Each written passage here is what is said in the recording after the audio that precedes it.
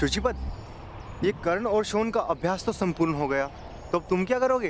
अब शस्त्र विद्या का ज्ञान प्राप्त करना होगा 2 वर्षों तक, फिर किसी युद्ध में जाकर अपने प्राण गंवा दूंगा। युद्ध करेंगे 2 राजा और व्यर्थ मृत्यु मेरी होगी। तुम्हारे हाथों हस्तिनापुर की विजय भी तो हो सकती है। किंतु विजय तो केवल राजा को प्राप्त होगी वृषाली। तुम सभी बहुत भाग्यवान हो, क्षत्रिय नहीं जन्मे। मुझे मूर्तिकार बनना था, किंतु मेरे भाग्य में तो केवल रक्त बहाने का व्यापार लिखा गया है। सबसे दयनीय तो ब्राह्मण होता है। पहले सारे शास्त्र कंठस्थ करो, उसके बाद पूरे संसार का पाप पुण्य का भार अपने सर पर उठाकर जियो। ब्राह्मणों को एक भूल भी करने का अधिकार नहीं और एक पल का भी विश्राम नहीं। किंतु ये व्यवस्था है, ये परंपराएं यदि किसी को सुख नहीं दे सकती तो ये टूटती क्यों नहीं? क्योंकि अहंकार को सुख मिलता है सुचिपत। ऊंच नीच के भेद में लोगों की निर्बलता छुप जाती है। उंगली उठाने की क्षमता नहीं, ऐसे लोग शस्त्र उठाकर सूरमा कहलाते हैं। सत्य का बोध नहीं, ऐसे लोग सत्य का ज्ञान बांटकर ब्रह्मज्ञानी कहलाते हैं। रथ का चक्र बिठा नहीं सकते, ऐसे लोगों को सारथी बनने का अधिकार मिल जाता है। अर्थात ये व्यवस्थाएं क्षमताहीन लोगों को सुरक्षा देती हैं सुचिपत। किंतु इन परंपराओं को टूटना होगा भ्राताश्री।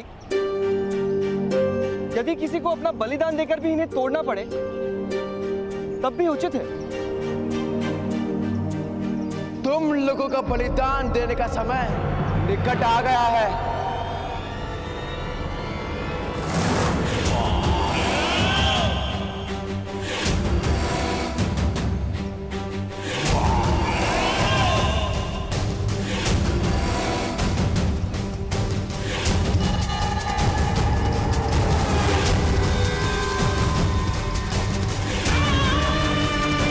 राजकुमार दुर्योधन, युवराज कहो मूर्ख। भ्राताश्री, वही है अधिरथ सारथी का पुत्र कर्ण।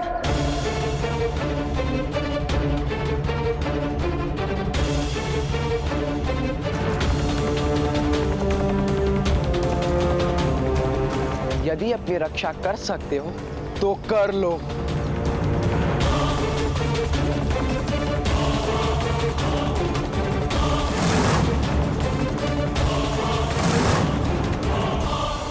युवराज, युवराज, व्यर्थ में बात मत बढ़ाइए।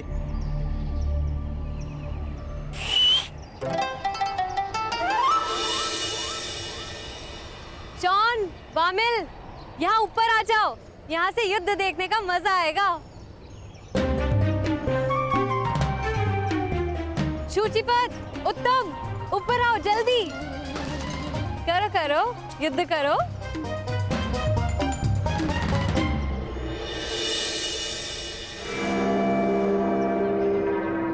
देखिए राजकुमार, रक्त देखकर अस्वस्थ हो जाते हैं हम।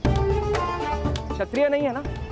आप अवश्य मेरे भ्राताश्री के साथ द्वंद्व कीजिए, किंतु ध्यान रखिएगा आपको बहुत घाव ना हो।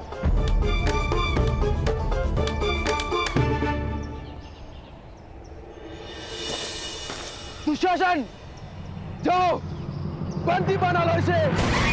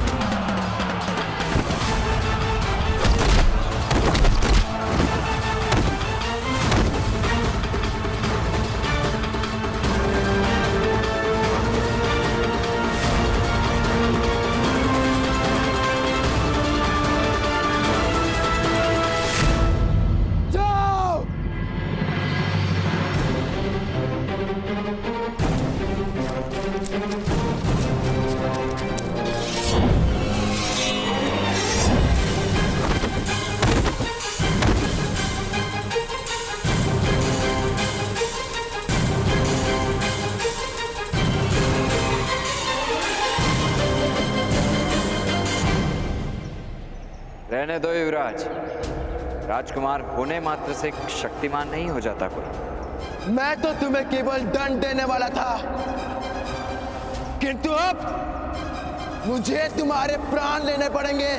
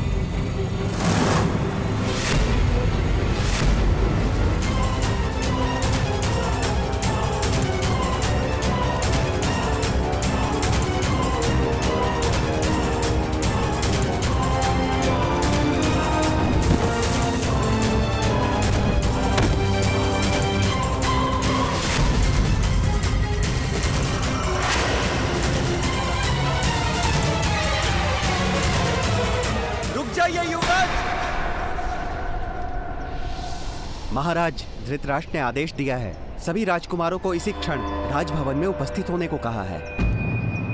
और यह भी आदेश है कि सूतों पे आप प्रहार नहीं करेंगे।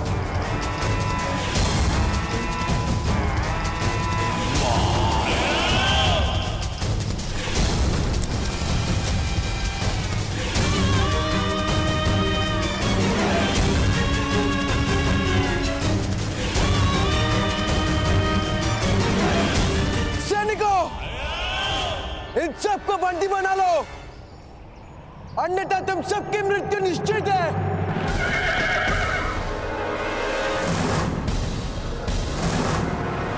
आदेश का पालन हो, अन्यथा राजकुमार का अपमान निश्चित है।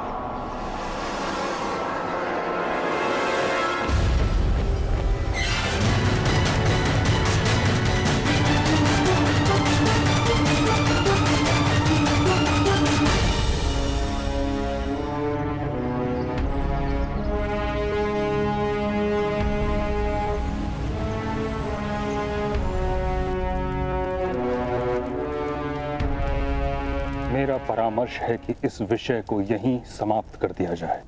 राजकुमारों का अपमान नहीं हो सकता ताचरी। अपमान हो ऐसी स्थिति से अंतर रखना कर्तव्य है राजकुमारों का, और पिता का कर्तव्य है कि उन्हें इसका पाठ पढ़ाए। राजकुमारों के चरित्र निर्माण का समय आ गया है महाराज। हस्तिनापुर के राजा स्वयं को प्रजा का सेवक मानते हैं, स्वामी नहीं। यही परंपरा रही है कुरुकुल की। इसी परंपरा का शिक्षण देना है आप राजकुमार को। लोहा ठीक से पीटा ना जाए तो तलवार युद्ध भूमि में टूट जाती है महाराज। आज राजकुमारों के चरित्र का निर्माण होना है। अगर आज ये नहीं हुआ तो भविष्य में प्रजा के विद्रोह का सामना करना होगा उन्हें।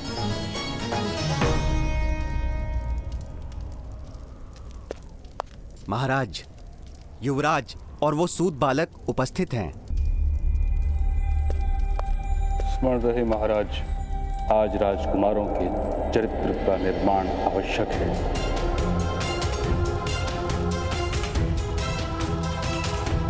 तभी उनका भविष्य सुरक्षित रहेगा।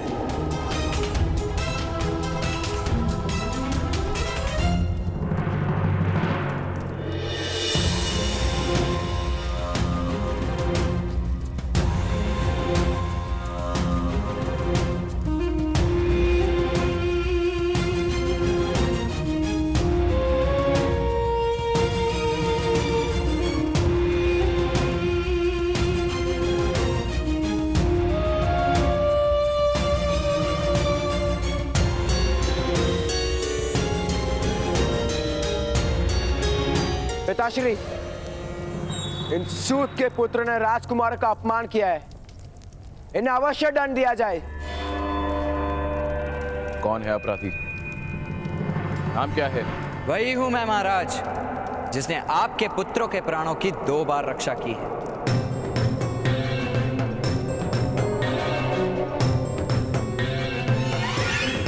दो बार रक्षा की है? आज जब ये मुझसे युद्ध करने आए तो इन पर प्रहार न करके मैंने इनके प्राणों की रक्षा की, और इससे पूर्व इनके जन्म के समय महामुनि व्यास को अपने रथ में बिठाकर लाया था मैं। राधे कर्ण? सूत पुत्र कर्ण।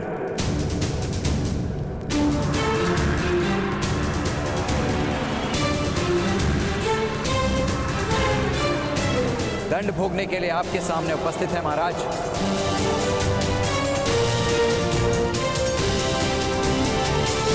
दुर्योधन, आज तुम इस व्यक्ति के कारण ही जीवित हो। तुम्हारे जन्म के समय यदि राधे ने अद्भुत साहस तथा रथ विद्या का प्रमाण ना दिया होता तो तुम्हारा जन्म ही संभव ना था।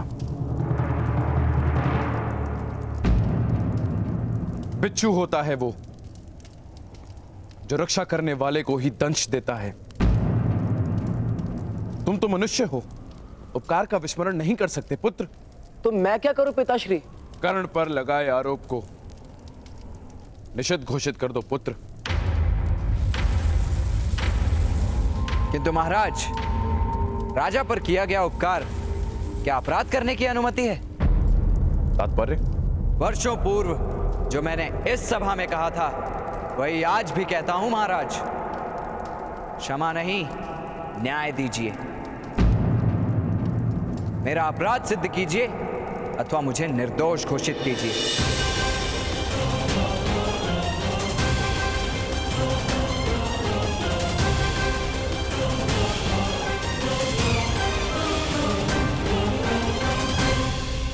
विकट प्रश्न पूछ लिया कर्ण। पुत्र दुर्योधन, क्या तुम आरोप सिद्ध कर सकते हो? इसने दुशासन को रथ से गिराया था। ये सत्य है ना सूत पुत्र? हम असत्य नहीं बोलते। यदि मैंने अपराध किया था तो महामहिम भीष्म वहां उपस्थित थे, उन्होंने न्याय क्यों नहीं किया?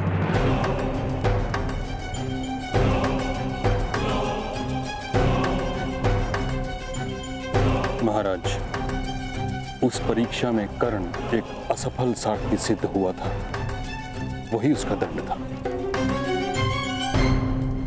ऐसी स्थिति में राजकुमार ने मिथ्या आरोप लगाया है महाराज। राजकुमार को दंड दिया जाए।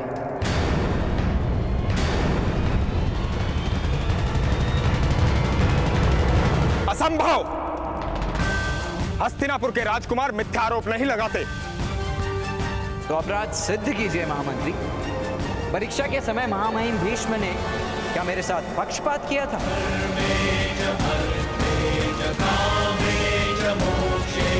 हट मत करो कर्ण। मैं हट नहीं कर रहा महामहिम, आग्रह कर रहा हूं, सत्य का आग्रह। निर्बल मनुष्य को सम्मान प्राप्त करने हेतु केवल एक ही शस्त्र अवगत होता है, सत्याग्रह का शस्त्र। सत्य का आग्रह कर रहे हो कर्ण। सदैव यदि सत्य पर चलने की क्षमता नहीं हुई तो जीवन विफल हो जाएगा तुम्हारा। आप न्याय कीजिए महामहिम, भविष्य दर्शन नहीं।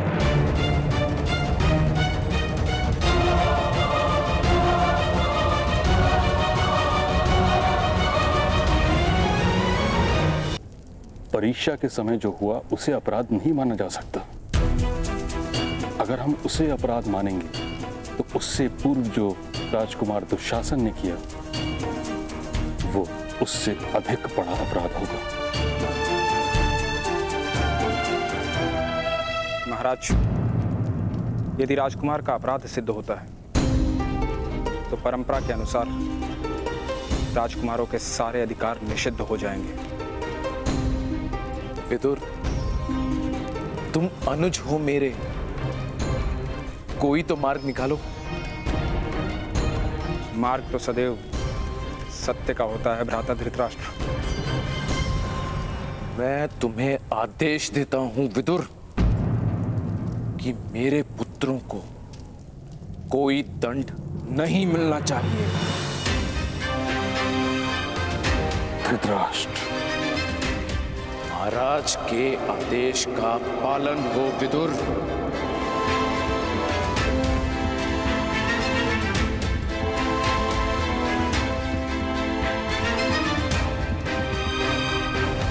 और क्या आरोप है राजकुमार दुर्योधन? इसके भाई ने मेरा अपमान किया। उसने मुझे निर्बल कहा। क्या ये सत्य है अधिरथ पुत्र शोण? तुमने राजकुमार को ऐसा कहा था? किंतु आरोपी तो मैं हूं महामंत्री। शोण से प्रश्न पूछने का क्या कारण है? युवराज ने अभी अभी शोण पर आरोप लगाया है। उत्तर दो शोण। नहीं, शोण उत्तर नहीं देगा। अपराध मुझ पर सिद्ध करना है, मेरे भाई पर नहीं। उत्तर दो सूतपुत्र, सत्य बोलो।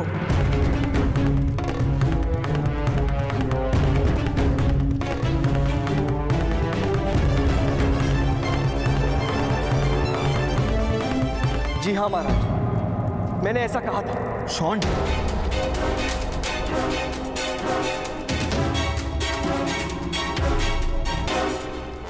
अर्थात राजकुमार ने मिथ्या आरोप नहीं लगाया।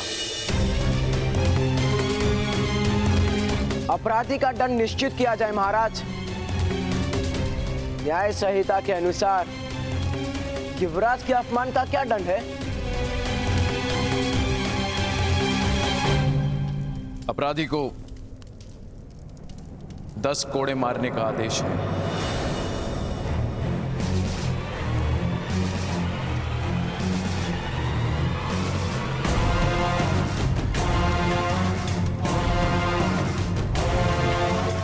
कोड़े खाकर अनेक की मृत्यु हो जाती है, विशेषता तब जब मारने वाला अपने अपमान का प्रतिशोध ले रहा हो।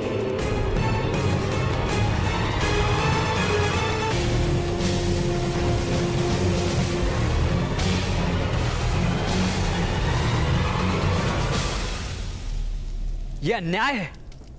ऐसा दंड आप नहीं दे सकते। यदि यह परंपरा है तो इसे तोड़िए महामहिम भीष्म।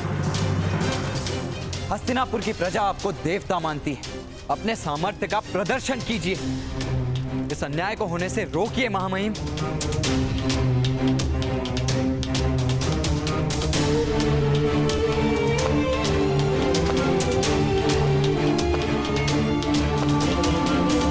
महामहिम भीष्म, मेरे पुत्र को क्षमा कर दीजिए। उसकी मृत्यु हो जाएगी, उसकी मृत्यु। धैर्य रखो अधिरथ, मैं तुम्हारे पुत्र की मृत्यु नहीं होने दूंगा।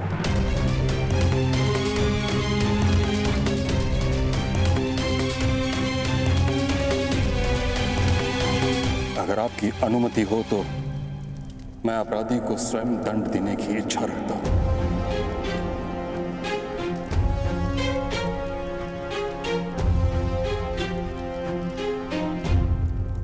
महामहिम भीष्म, आप मेरे भाई को दंड नहीं दे सकते।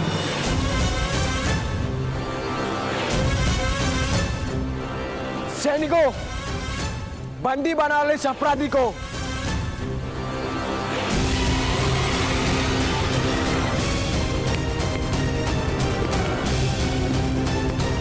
यदि किसी को मृत्यु प्राप्त करनी हो तो शोण को स्पर्श करें।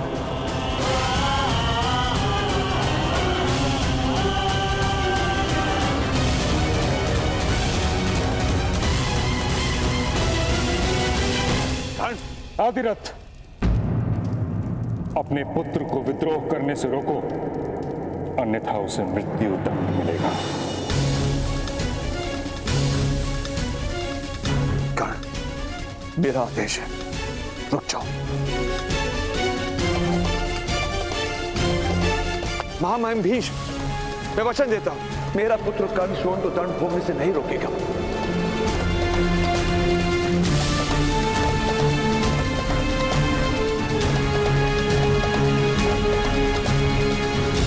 दादाश्री, चिंता मत कीजिए, मैं चीखूंगा नहीं।